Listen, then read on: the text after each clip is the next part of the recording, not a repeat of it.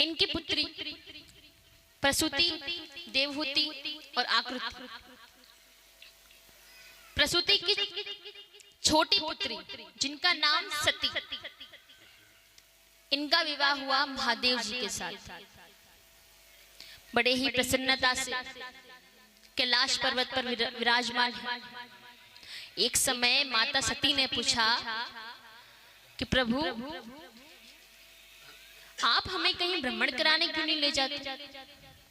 जहां जाते हो अकेले ही चले जाते हो, कभी मुझे भी ले जाइए अपने साथ। महादेव जी ने कहा कि इस बार जाएंगे तो आपको भी लेकर जाएंगे। कहा ठीक है। तो एक समय महादेव जी माता सती को लेकर कुंभज ऋषि के आश्रम जाते हैं। एक बार त्रेता युग माही, क्या बात, और शंभु गए कुंभज सिपाही। राम सिया राम, सिया राम जय जय राम, राम सिया राम, सिया राम जय जय राम। हाँ संग सती जग जनन भवानी,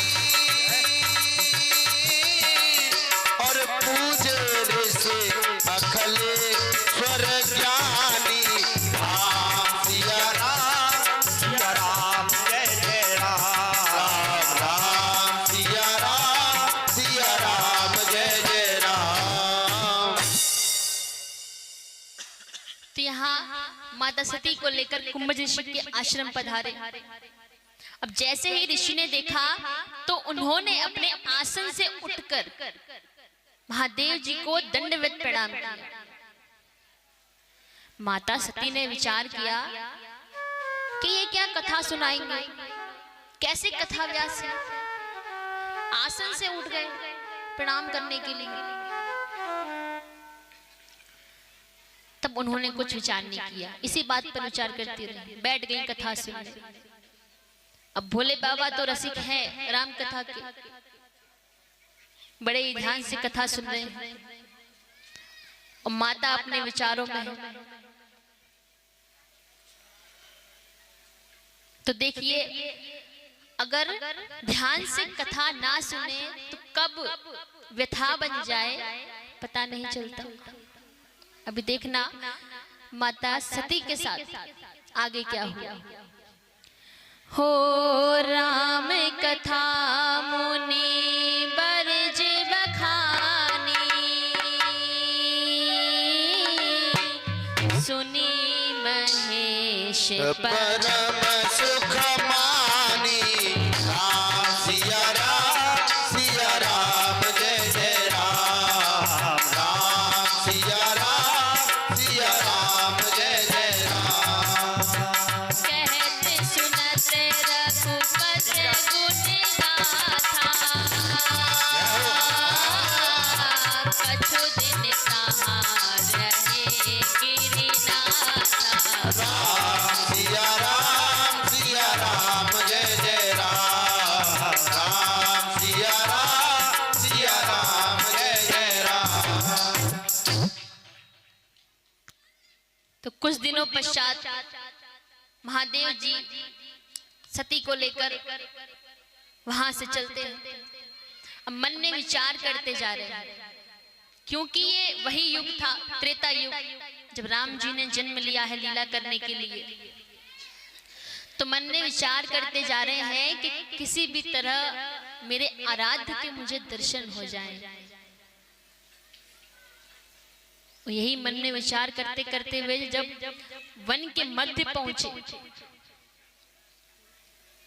और वहीं से श्री राम जी माता सीता के वियोग में विलाप करते हुए चल रहे हैं। हे खगमग हे मधुकर श्रेणी, हे खगमग हे मधुकर श्रेणी, हे खगमग हे मधुकर श्रेणी, हे खगमग हे मधुकर श्रेणी। हाँ तुम देखी सी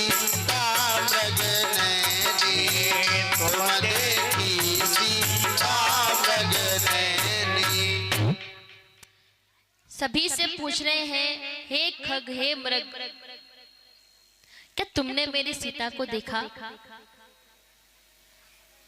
वृक्षों से पूछ रहे हैं, पत्तों से पूछ रहे हैं, क्या आपने मेरी सीता को देखा है? जब महादेव जी ने राम जी को देखा तो उन्होंने दंडवत प्रणाम किया। उन्हें दंडवत प्रणाम जानते हो कैसे होता है? जो लेट कर किया जाता है, प्रणाम करते हैं। उन्होंने दंडवत प्रणाम किया तो माता सती को बड़ा आश्चर्य हुआ। तीनों लोकों के स्वामी, देवों के देव महादेव एक संत को, एक साधु को प्रणाम कर रहे हैं। उनके मन में शंका हुई।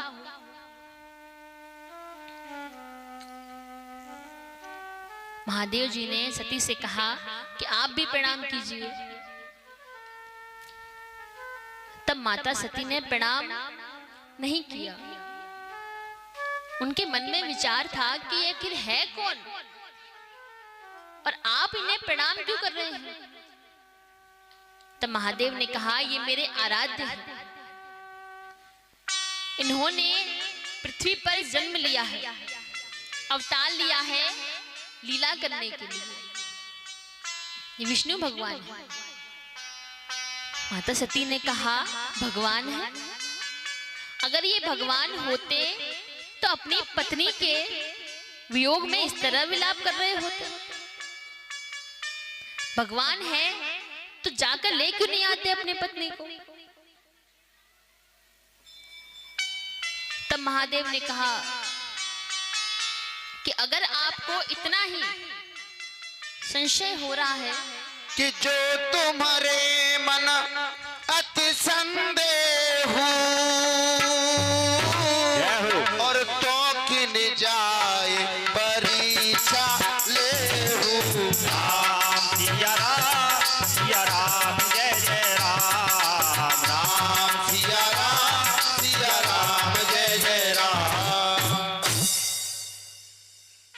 महादेव ने कहा कि इतना ही संदेह हो रहा है तो जाइए।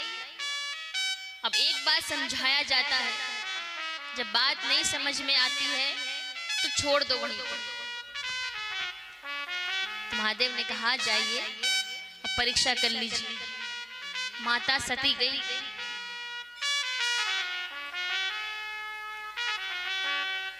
और जब वे उनके पास पहुंची तो उन्होंने माता सीता का रूप धारण किया और सीता का रूप धारण ही नहीं किया बल्कि श्री राम जी के आगे आगे चलने लगे। अब देखिए, पहली गलती तो ये कि माता सीता कभी भी राम जी के आगे नहीं चलती थी, उनके पीछे चला करती थी। आगे चलने लगी। लक्ष्मण जी ने देखा पीछे से तो उन्हें संदेह तो हुआ, किंतु उन्होंने कुछ कहा नहीं। उन्हें लगा हो सकता है हमारा भ्रम हो, क्योंकि माता सीता भाभी तो कभी भैया से आगे चलती ही नहीं थी। श्री राम जी ने देखा तो उन्हें प्रणाम किया, माता कहकर संबोधित किया। जब संबोधित किया, अपना परिचय दिया, अपना नाम कहा। माता सती ने जैसे ही मां वट सुना, मां शब्द सुना, मानो उनके पैरों तले जमीन खिसक गई।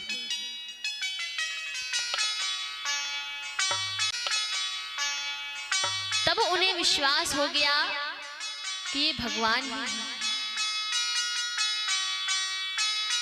श्री राम जी ने पूछा, अकेली वन में क्यों विचर रही हो माते? कहाँ है बहोरी, कहाँ बस की तू, कहाँ है बहोरी, कहाँ बस के तू, कहाँ है बहोरी, कहाँ बस के तू, कहाँ बहोरी, कहाँ बस के तू। तितन अकेल फिरो कहे तू, तितन अकेल फिरो कहे तू।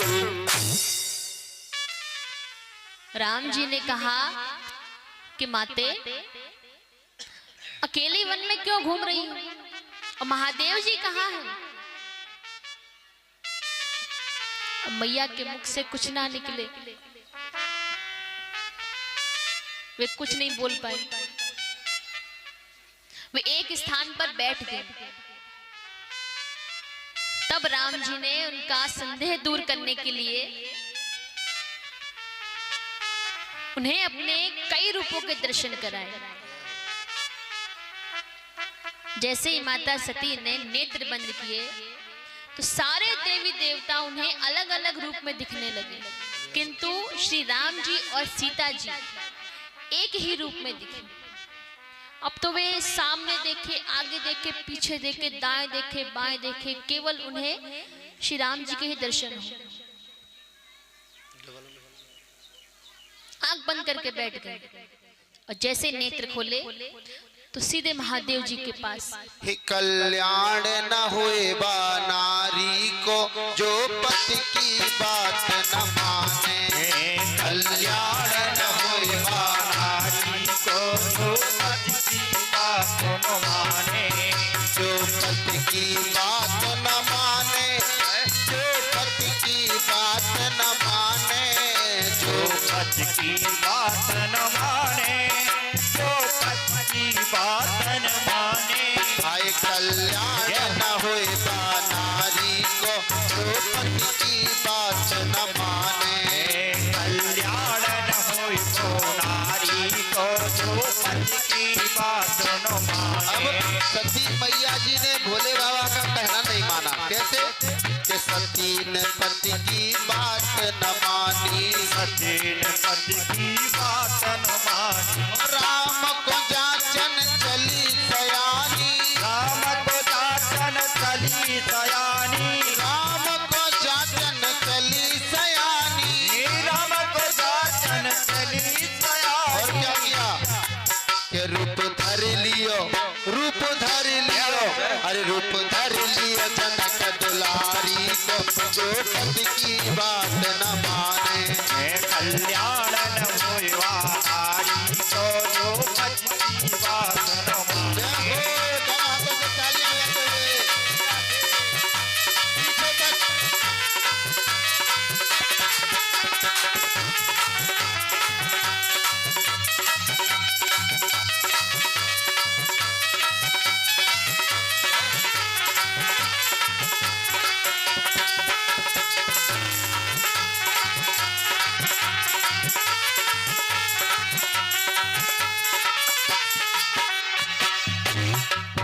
अरे अब फैली है प्रभु प्रभुताई, अब फैली है प्रभु। और सीता संग चले दो भाई, सीता संग चले प्रभु भाई, अरे सीता संग चले दो भाई, सीता संग चले दो भाई। अरे सती जाने हे सती जान गई रघुराई को जो पति की बात न माने, कल्याण न होए बा नारी को जो पति की बात न माने। हाय कल्याण न होए बा नारी को जो पति की बात न माने।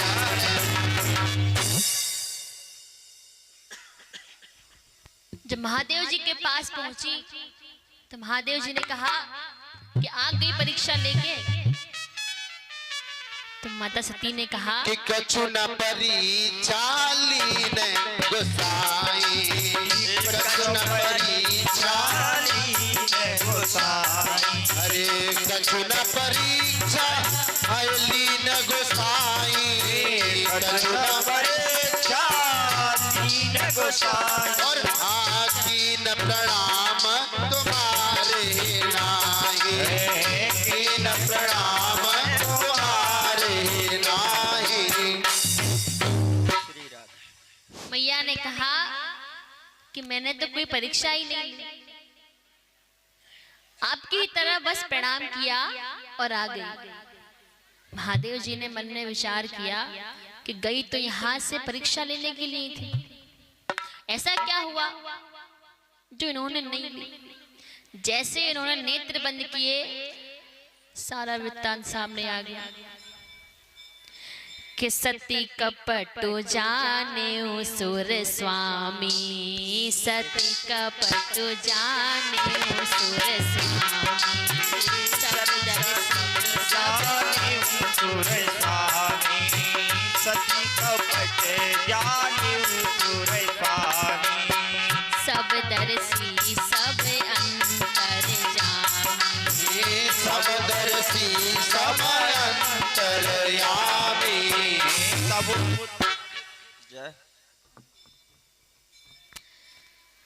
तो उन्होंने नेत्र बंद किए और देखा कि इन्होंने मेरी माता का रूप धारण किया था। तो मन में ही अपनी पत्नी का त्याग कर दिया। क्यों? क्योंकि अब मैं इनके साथ पत्नी का संबंध नहीं निभा सकता। शिव संकल्प कीन मन माही, और यह तन भेंट सती मोहि नाही। राम सिया राम जय जय राम, राम सिया राम जय जय राम। जिन्होंने मेरी माता का रूप धारण किया, मैं उनके साथ पत्नी का संबंध अब कैसे निभा सकता हूं? मन में ही त्याग कर दिया। तब वहां से माता सती को लेकर चले कैलाश पर्वत की ओर, और जाते ही समाधि में बैठ गए। और इस बार समाधि 1-2 वर्ष की नहीं थी।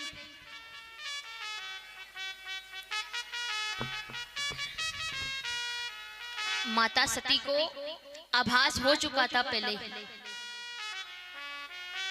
उन्हें लगा कि जरूर महादेव जी ने कोई संकल्प लिया है, किंतु उन्होंने बताया नहीं।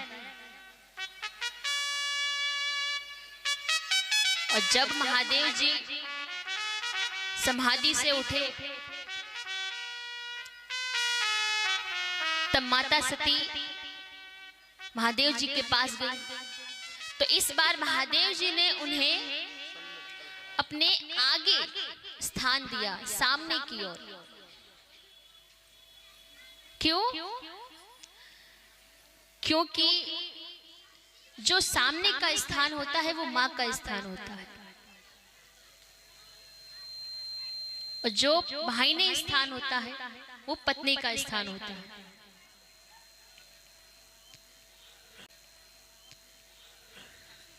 सामने की ओर स्थान दिया, आसन दिया उन्हें। अब एक समय सारे देवी देवता अपने अपने वाहन के साथ बढ़िया तैयार होकर वहां से जा रहे थे, कैलाश पर्वत की ओर से ही जा रहे थे। माता सती ने देखा तो पूछा, भाई कहाँ जा रहे हो आप सभी इतने तैयार होकर? कहा कि आपको नहीं पता? सती ने कहा नहीं। बोले आपके पिता के यहाँ यज्ञ का आयोजन है, वहीं सब देवी देवता जा रहे हैं। हे सत्य बिलो केहूं व्योम विमाना, सत्य बिलो केहूं व्योम विमाना, सत्य बिलो केहूं व्योम विमाना, सत्य बिलो व्योम विमाना। और जात चले सुंदर विधि नाना, जात चले सुंदर विधि नाना। जब उन्हें पता चला कि मेरे पिता के यहाँ आयोजन है और मुझे निमंत्रण नहीं आया, फिर उन्होंने सोचा, करे पुत्री तो हूं, अपने पिता के यहाँ जा सकती हूँ। महादेव जी से आज्ञा लेने गई तो महादेव जी ने कहा कि देवी, आपने ये बात सही कही कि पुत्री होने के कारण आप जा सकते हो अपने पिता के यहाँ, किंतु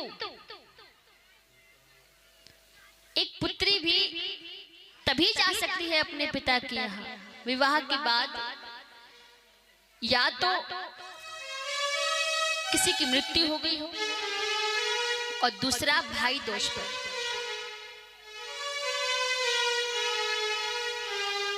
कई बार ऐसा होता है ना कि जब घर पे लड़की ज्यादा जाने लगती है तो उसका वो आदर सम्मान नहीं होता फिर, और वहीं अगर साल में 1-2 बार आए तो बहुत आदर सम्मान होता है। अगर आप भी रोज रोज चले जाओ अपने मायके तो आपके भतीजे होंगे क्या कहेंगे, वो आपको नमस्ते भी नहीं करेंगे। तब अरे आप तो रोज की ही हो, जो कार्य कर रहे होंगे वही करेंगे। और वहीं अगर आप साल में 2 साल में 1 बार जाओ तो वही बच्चे बुआ बुआ कहकर आपसे प्रेम लगाएंगे। कोई मेहमान भी, आस पड़ोसी भी अगर रोज रोज आकर बैठ जाए घर पे तो हम जो कार्य करते हैं वही करते रहेंगे। और वहीं अगर सप्ताह में 1 बार, महीने में 1 बार या साल में 1 बार कोई आता है तो उसे चाय नाश्ता पूछेंगे, पानी पूछेंगे। तो बेटी का भी विवाह के बाद अपना घर अपना नहीं रहता, वह बिना बुलाए नहीं जा सकती। इसलिए कहते हैं बिना बुलाए नहीं जाना चाहिए कहीं भी। शादी में भी अगर कहीं विवाह की बातें चल रही है, किसी के घर कोई विवाह का निमंत्रण देने आया, मान लो उसने तुम्हें नहीं कहा, बाकी तुम उनके पड़ोसी ही हो, फिर भी तुम्हें नहीं कहा,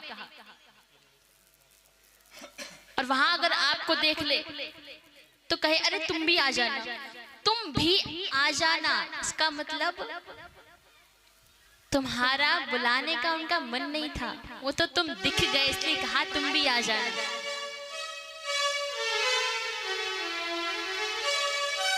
तो इसलिए बिना बुलाए कहीं नहीं जाना चाहिए, शादी समारोह में भी नहीं जाना चाहिए। महादेव ने समझाया, कई तरह समझाया माता सती को, माता सती नहीं मानी। तब उन्होंने अपने कुछ गणों को भेज दिया साथ में। जब माता सती गई तब उन्होंने देखा कि पिता भवन जब गई भवानी, दक्षता से काहू न सम्मानी। राम सिया राम सिया राम जय राम, राम सिया राम सिया राम जय राम।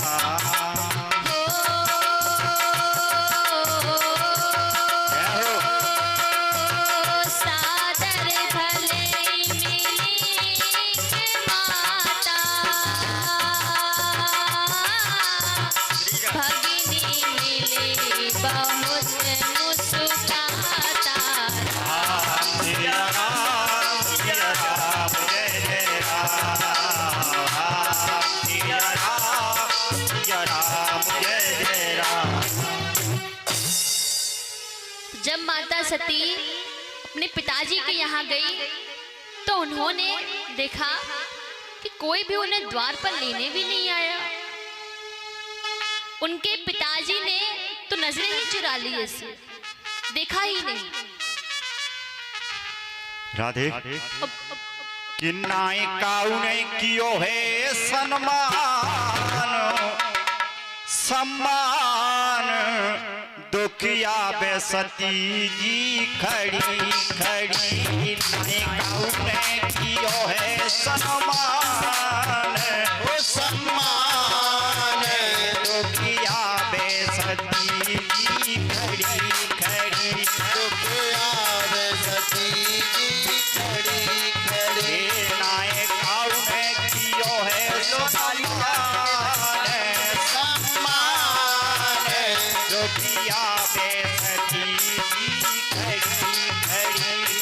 आवे सती जी खड़ी खड़ी।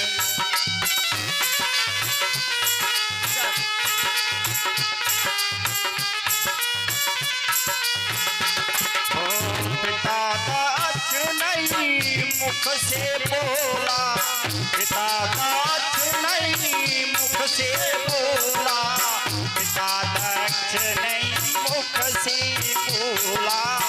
देख सती को भव के तोला, देख सती को भव के तोला। जे मनो में भैला चार भुला दुख आवे सती जी खड़ी खड़ी। हे नाथ है जियो है सत्कार सतनाम दुखियावे सती जी खड़ी खड़ी। दुख आवे सती जी खड़ी खड़ी। बस तो महाराज अब यहाँ केवल उनकी माँ, उन्होंने सम्मान किया, गले मिली वे, क्योंकि माँ का हृदय ऐसा होता है कि चाहे कोई कुछ भी बोले, उनके लिए अपनी संतान का प्रेम कभी कम नहीं होता। और बहिनी मिली बहुत मुस्कुराता, उनकी बहन भी उनसे नहीं मिली अच्छे से, सब हंसी उड़ा रही है उनकी। कोई कह रहा है, कह रहे वहां कैलाश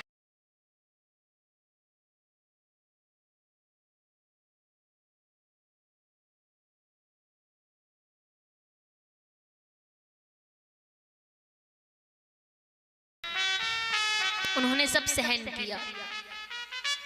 जब देखा कि सभी देवताओं का आसन है, केवल उनके पति का आसन नहीं है,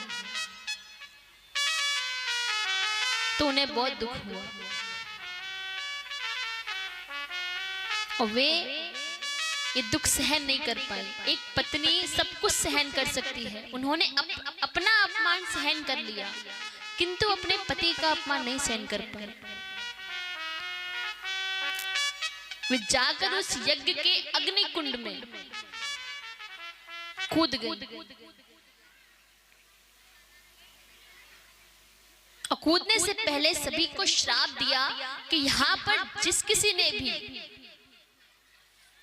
मेरे पति महादेव की निंदा सुनी है या की है, उसका नाश निश्चित है।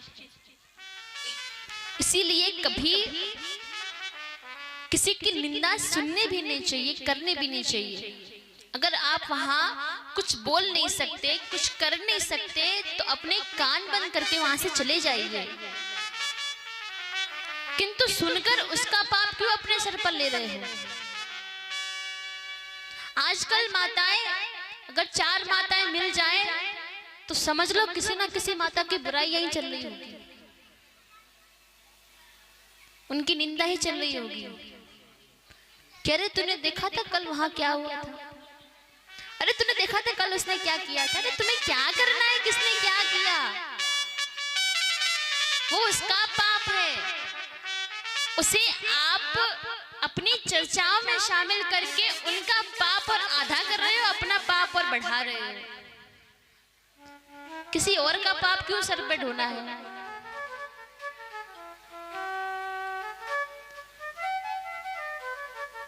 तो जब वे कूदी तो महादेव जी के गण, उन्हें क्रोध आया, सारा यज्ञ उन्होंने तहस नहस कर दिया और महादेव जी के पास गए और उनसे कहा कि ऐसे ऐसे सती माता ने अग्नि कुंड में उसमें जा कूदी है। जब महादेव जी को पता चला, बहुत क्रोध आया उन्हें, तो उन्होंने वीरभद्र को प्रकट किया और आदेश दिया उन्हें कि जाइए और दक्ष का सर काट दीजिए। वीरभद्र गए,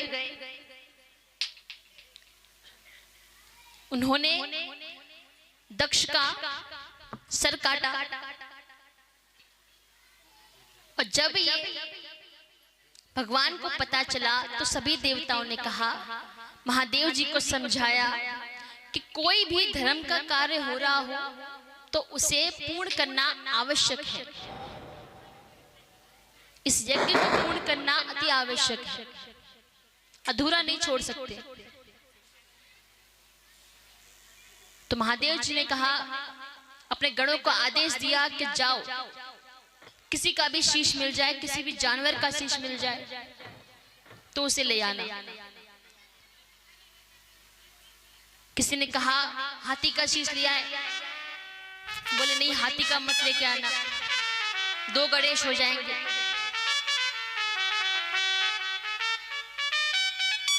तो बकरे का शीश ले आते, बकरे का शीश लेकर आए, दक्ष को जीवित किया, दक्ष ने क्षमा मांगी।